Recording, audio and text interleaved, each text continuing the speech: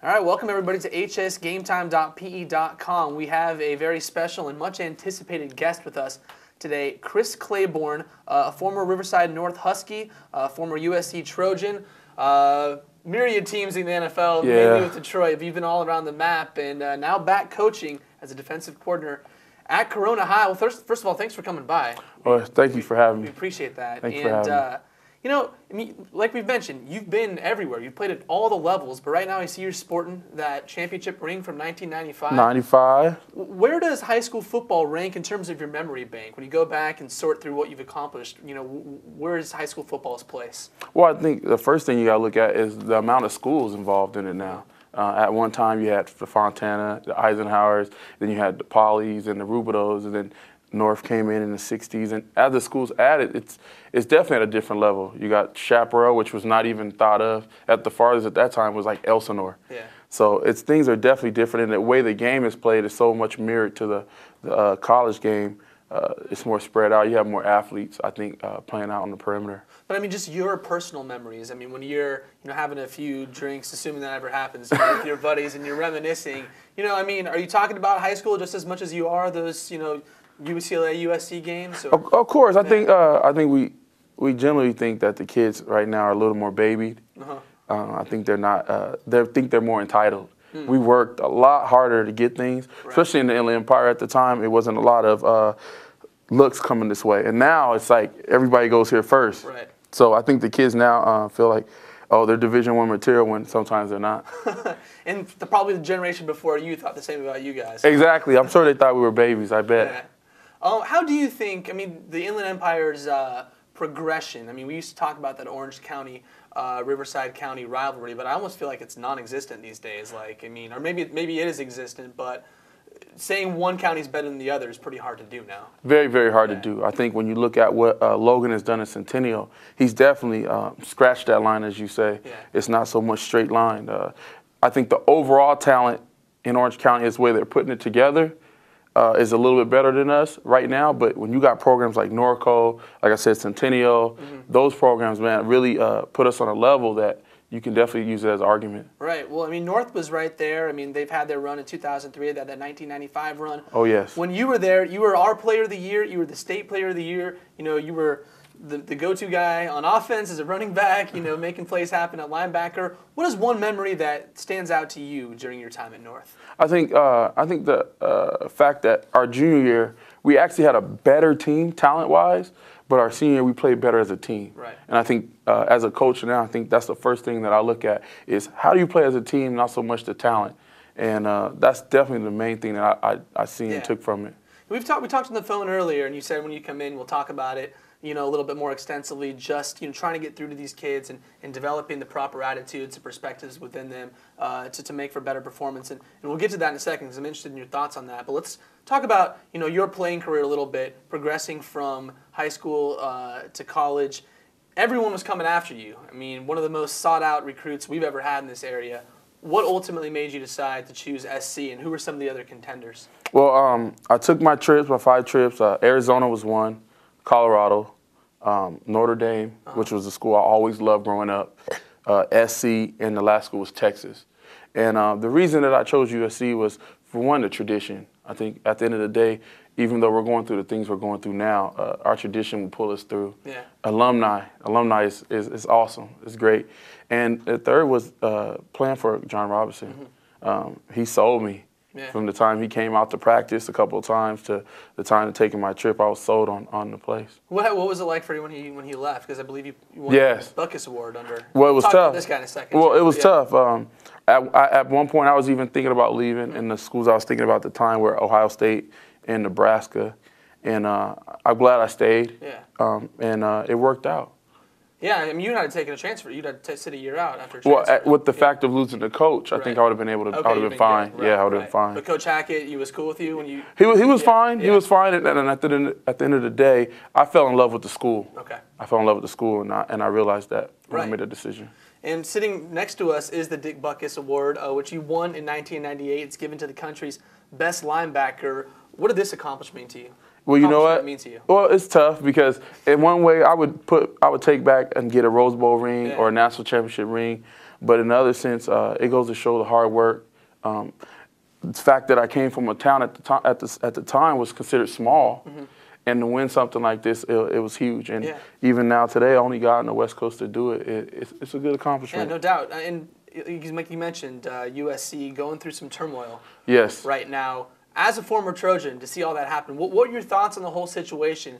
And have the punishments been just? Have they been too much? Have they been too little? Well, we were talking to people earlier, and the price of winning is hard. We were winning at such a high rate. People start to do those things, look into your program, and if you see the windfall of what's happened since this happened, North Carolina, Alabama even, those are the price of winning, and you got to be on top of your kids even more because people want to be around winners, whether it's good or bad. So, I mean, when you say the winning is what prompted people to look into the school, are you saying this is a lot more rampant than we think, and a lot of it just comes down to who's being investigated and who's not? I think this situation is definitely bigger than what it looks at USC. And you have to look at the whole scope of things and what the NCAA is not doing. Are they giving more to the kids? Are they taking away from the kids? Or, you go to a Rose Bowl, waste $15 million to go to university, and the kids get, a video game and a couple things. Well, they can't live off of that. They can't eat off of that, and they can't pay their rent off of that. So I think it's definitely a bigger problem. I'm going to ask you about, getting paid in college, but what about just the Reggie Bush situation? Should he have given that Heisman Trophy back, or should the titles have been revoked? Do you think that was too much, or are the right people being punished here? Well, I think, first of all, as far as the national championship, the guys that haven't went to the NFL, they got punished. Because those are the things that they can live on and talk about forever. Now, they can still do it because of what they did on the field, but the problem is, on paper, it's been taken away. As far as the Heisman, that's based on your performance. So him giving it back maybe was a way of him not caring, but at the end of the day, what he did to the university is bigger than the award. Right. You talk about how the athletes seem to be disproportionately compensated on the college level. But you start paying these guys, it opens up a can of worms. Well, who should get paid more? Reggie Bush is more valuable than the third string lineman. Could this screw with the purity of the game? Because that's what we appreciate about college athletics is the purity, which we don't see. That's definitely what I care about. Them, I feel like you could open yourself up to that. So what are your thoughts on that? Well, it's not the NFL, so it's not a disparity in who you pay. Okay. You pay everybody across the board. Now you just raise the level up a little bit more. Okay. We're not telling you to pay them $100,000 a year, but if they make $2,000 a year in a city like LA, how do you support yourself at that level? And there's a lot of outside things. Kids still want to have shoes to wear and clothes and things like that sometimes families cannot afford. So you're just saying scholarship and bare necessity money, pretty much. Try to even it out and give the kids a little bit more. You get drafted in 1990. 99. I believe, and you go up there, you're the 9th pick, put the cap on. What's that feeling like when your name is called? Well, I think more than anything, it's an accomplishment of what you've done. I really wanted to stay on the West Coast at the time, but it didn't work out that way. But it's a great honor. And then you see a lot of kids now out of the Inland Empire getting drafted. So I could just imagine how their families feel because it was a great feeling. Now, there are high expectations, a lot of money that goes with being the 9th pick, too. And when you look at your career, I wouldn't call it a bust, but I don't think the numbers or the production was as high as a lot of people were hoping for, and I'm guessing as high as that you were hoping for. Well, I think the other thing is staying healthy. I think I learned a lesson on being in shape and being fit at the time, and I try to take that over to my high school kids. All the lessons that I learned through that time, I try to take to my high school kids because I've been there and done that, and I also let them know it's a team game. Even when I was making plays and doing things, if another guy wasn't doing it, it didn't matter. And our record at the time didn't reflect, even when I did make plays, what kind of game we had or I had. Were you satisfied with your NFL career? I think I could have did more. No, never satisfied. I'm not satisfied with coaching right now. You know what I mean? It's always about evolving and getting better and learning. Was it a case of, and I'm not trying to harp on it, you mentioned fitness. Was it not being fit enough? Was it...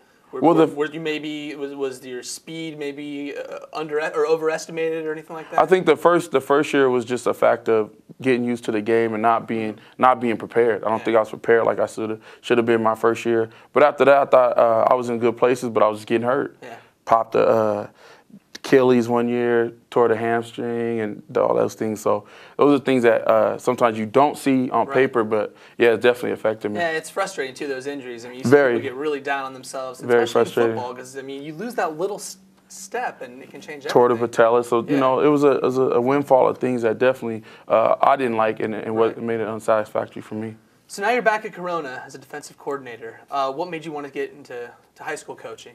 Well, you know what, like I said earlier, when we were talking earlier, our AD, Jim Perry, and a good friend of mine, business partner, Rodney Kyles, talked to me about coming back to coach. And at the time, I don't think anybody knew that was something that I was even interested in doing, and they caught me at the right time, and it's been a blessing ever since.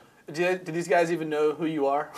You're Chris Claiborne. I think, you know, now you got YouTube and you go Google guys that, you know, that's what the kids do. Yeah, so they know now, but I think at first, no, they didn't know. Does your status, does that get you any more credibility, or are you just another coach out there? Well, I think it does, because the kids understand I've been there, and the parents as well. Yeah. But at the end of the day, if you don't teach, and that's what it's more important to me, to teach how to play the game right and the things that's expected of you, it really doesn't matter, because you can know a lot of things in your head. If the kids can't do it on the field, it doesn't matter. What do you want the kids to learn after they've been coached by Chris Claiborne? What do you want them to have ingrained in their heads? Well, the main thing we try to teach is, you know, do the right thing whether I'm looking or not, or whether anybody else is looking. Yeah. Second of all, always compete. Always compete. I've heard that before. Yeah, see, it's definitely a mantra, and you know, at the end of the day, if we do the best we can, let the chips fall where they may, and you never have to worry about who you play. Yeah, I remember Kobe Bryant was asked, you know, what his ultimate goals were, and he never gives you anything concrete. Like, I want so many championships. He's very guarded, but one day he just said, "I just want to have given it my all," which I think was sincere. And I think a lot of athletes can probably relate to that. Right. Corona 2-1 right now. A big win over Palm Springs. A lot of people thought Palm Springs was going to pull that out just based on their history. Did that surprise you at all, a little bit, to be that dominant, or did you know what you guys? Well, I told the kids I never go into the game worried about losing. I feel like if we line up and we do the things that we're supposed to do, especially when it comes to high school football, it's about execution. And whoever executes the most and is the most disciplined usually wins games. Right. Now, you obviously graduated from North. Do you have any aspirations of returning to your alma mater as a coach in some capacity? Well, it could happen. Yeah. You know, we got a great coach there, and you know, they're rebuilding, I guess, in some ways. But there's an awesome coach. Coach Paredes is by far the best coach, one of the best coaches I've ever had, and we're still close to this day. So, no, I wouldn't say that's the first place I go. We'll just see where it leads. Okay. Did you have any influence in Coach Paredes being rehired? No, we have. I mean, I wanted him to come back. Okay. I wanted him to come back, you know, 3 years ago. All right. But he had to do what he had to do, so I definitely respected it. You wanting him to come back, does that go a long way? No, because I mean, at the time when I asked him, he didn't come back. Okay. So yeah, it's really ultimately his decision. All right. Well, what's one thing you like to tell the fans? I realize this is sort of generic. You might have to pull something out, but just something you like to pass along to people watching who are fans of high school football in this area. Is there anything that you feel needs to be said? Well, I think definitely appreciate the fact that these kids go out there and give it their all.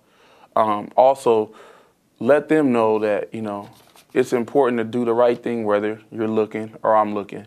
And if you don't, those things will come back to get you. Yeah. Yeah.